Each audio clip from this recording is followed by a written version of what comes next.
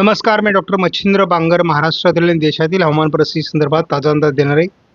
सध्या पश्चिम किनारपट्टीकडील वातावरण आता कमी होण्याची शक्यता आहे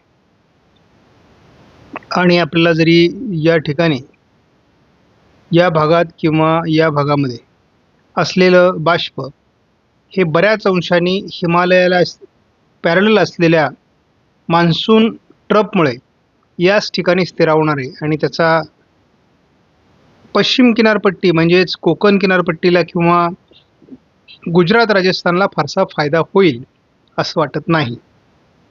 त्याचबरोबर डॉल्फिन नावाचं एक टायफून हे पॅसिफिक महासागरामध्ये किंवा प्रशांत महासागरामध्ये आहे आणि त्याकडे बरेच आपले मान्सूनचे वारे खेचले जात आहेत. त्यामुळे 13, 14, 15 तारखेला जे काही कमी दाबाचं क्षेत्र हे आपल्याला महाराष्ट्राहून जाण्याची शक्यता वाटत होती, त्याचा अंदाज बदलला आहे आणि ते केवळ हिमालयाला पॅरलल असलेल्या ट्रफ म्हणजे मान्सून ट्रफकडे खेचलं जाण्याची शक्यता आहे. त्यामुळे त्याचा अंदाज बदलला आहे. गेल्या आठवड्यामध्ये म्हणजे 5 तारखेपर्यंत जो पाऊस महाराष्ट्रामध्ये झालेला आहे आणि खास करून जुलै महिन्याच्या शेवटच्या आठवड्यामध्ये जे एक डिप्रेशन आपल्याला या ठिकाणी येऊन गेलं, त्या डिप्रेशनमुळे महाराष्ट्राची जी काही दुष्काळी परिस्थिती होती ती पूर्णतः त्याने संपवून टाकलेली आहे. आपल्याला मुद्दाम हा अंदाज बारकाईने का बघायचा आहे, तर किती पाऊस झाला बा कुठे, तर आपल्याला दिसतं की गडचिरोलीमध्ये 104%, त्यानंतर 186% यवतमाळमध्ये, 131 नांदेडमध्ये, 151 लातूरमध्ये, त्यानंतर बीडमध्ये 103%, त्यानंतर आठवड्याभराचा अंदाज आहे 189% परभणीमध्ये किंवा 142% वाशिममध्ये, 108% अकोल्यामध्ये, 263 बुलढाण्यामध्ये, 340% पाऊस जळगावमध्ये, 221% पाऊस धुळ्यामध्ये, 227% पाऊस एका आठवड्यामध्ये.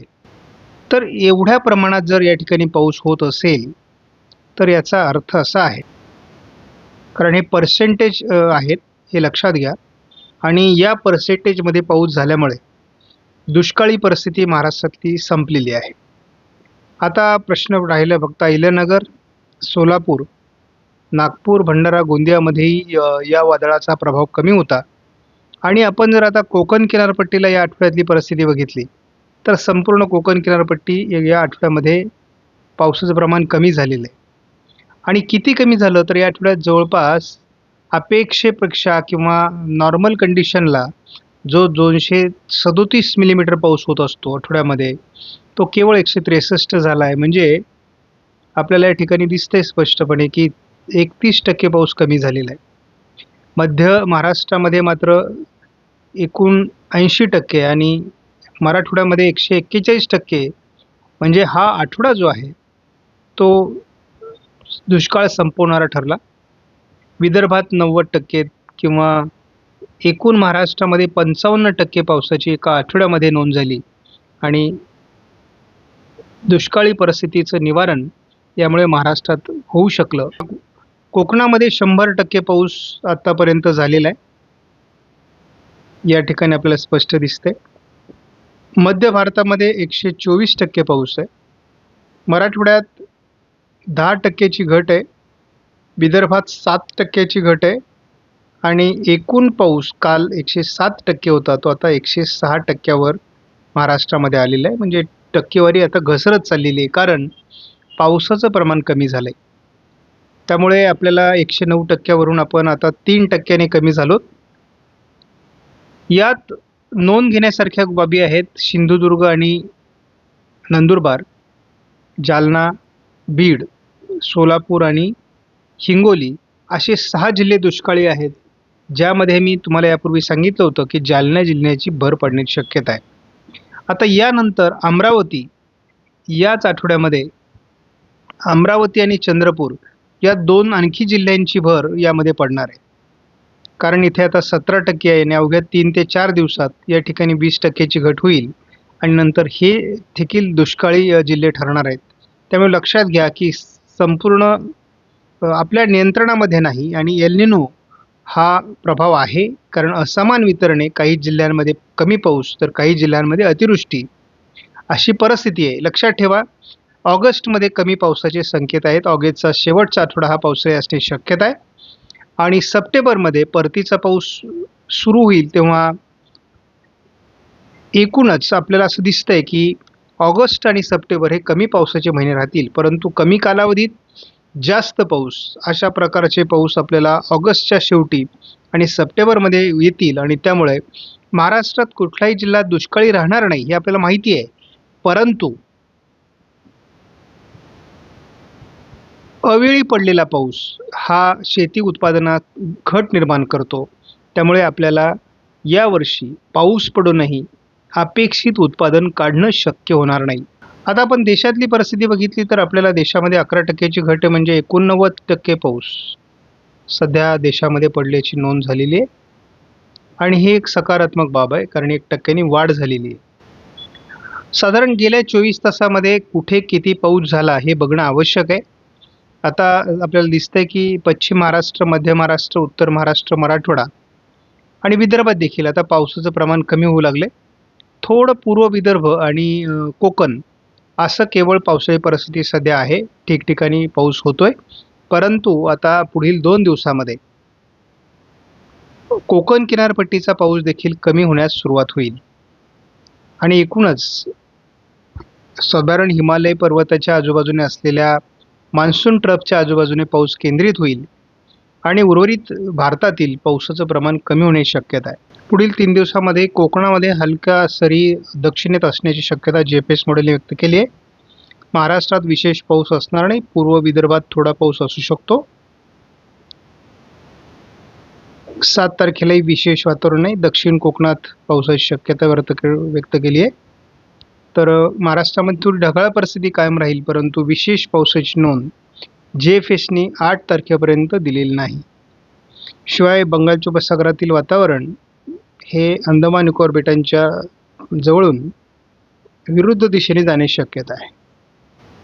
आपण खूप आनंदित होतो कारण 15 ऑगस्टच्या दरम्यान एक वादळी प्रणाली महाराष्ट्रावर येईल आणि महाराष्ट्रामध्ये पुन्हा एकदा अतिवृष्टी करून जाईल आणि मग पर्यायाने दुष्काळाचं कुठलंही सावट राहणार नाही असं आपण गृहीत धरलेलं होतं. परंतु ही सिस्टम येताना दिसत नाही आहे, कारण डॉल्फिन नावाचं चक्रीवादळ पॅसिफिक महासागरात असून ते दरम्यानच्या काळात बऱ्यापैकी चीनच्या समुद्रात जवळ येणार आहे आणि त्या ठिकाणी बाष्पयुक्त आपले मान्सूनचे वारे खेचले जाणार आहेत आणि त्यामुळे या सिस्टमवर त्याचा उलटा परिणाम झाला आहे आणि त्यामुळे ही सिस्टम हिमालयाच्या पॅरलल असलेल्या मान्सून ट्रफकडे खेचली जाईल आणि त्यामुळे महाराष्ट्रात येणार नाही. त्यामुळे आता एकूणच आपण बघूयात की आपल्याला उद्या थोडं पश्चिम महाराष्ट्रात सोलापूर, लातूर, धाराशिवच्या दरम्यान आणि उर्वरित महाराष्ट्रात थोडंफार वातावरण राहील, परंतु कोकणात घाटमाथ्यावर अजून पावसाची शक्यता कायम आहे. गडचिरोलीमध्ये आणि गोंदियामध्ये एक पावसाची शक्यता कायम आहे. 7 तारखेला थोडं विदर्भातील नागपूर, भंडारा, गोंदिया, वर्धा, चंद्रपूर, गडचिरोली, अगदी इकडे नांदेड, परभणी, वाशिम, हिंगोली, अकोला, अमरावती या भागात पावसाचं प्रमाण वाढू शकतं आणि थोडं घाटमाथ्यावर आणि दक्षिण कोकणातही पावसाची शक्यता 7 तारखेला व्यक्त करण्यात आली आहे.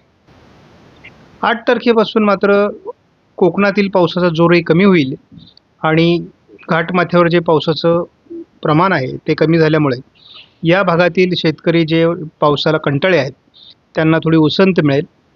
दरम्यानच्या काळात केवळ भंडारा, गोंदिया आणि गडचिरोली या जिल्ह्याच्या काही क्षेत्रात थोडा पाऊस असू शकतो. 8 तारखेनंतर मात्र पावसाचा जोर कमी होत जाणार आहे, कारण अपेक्षित असलेली हवामान प्रणाली 13 तारखेनंतर येत नसल्यामुळे हे वातावरण पुढे बराच काळ उघडपीचं राहण्याची शक्यता आहे आणि त्यामुळे पुन्हा एकदा जे काही टक्केवारी आहे पावसाची ती घटत जाण्याची शक्यता आहे. या ठिकाणी आपण बघतो की एक डॉल्फिन नावाचं एक चक्रीवादळ इथे चीनच्या समुद्रामध्ये तयार झाले, उत्तर पॅसिफिक महासागरामध्ये. आणि त्यामुळे या ठिकाणाहून अशा पद्धतीने जे मान्सूनचे वारे आहेत ते या दिशेने सरकत आहेत. त्यामुळे भारतातील ज्या वादळी पणण्या बनण्याची शक्यता होती ती आता कमी झालेली आहे. अगदी आपण इथे 11 तारखेपर्यंत जरी गेलो तरी आपल्याला संपूर्ण आपले मान्सूनचे वारे या ठिकाणी टर्न झालेले दिसतात या वादळाकडे. आणि त्यामुळे मग ज्या सिस्टम आपल्याला भारतावर बनणार होत्या त्या बनण्याची शक्यता कमी झालेली आहे. या ठिकाणी आपण साधारण पुढील 3 दिवस काय होऊ शकतं महाराष्ट्रामध्ये चा अंदाज घेत असतो. अजूनही लातूर, धाराशिव, सोलापूरमध्ये आणि अगदी मराठवाड्याच्याही काही भागात, अगदी जळगावपर्यंत पावसाची किरकोळ शक्यता आहे. विशेष मोठे पाऊस होणार नाहीत.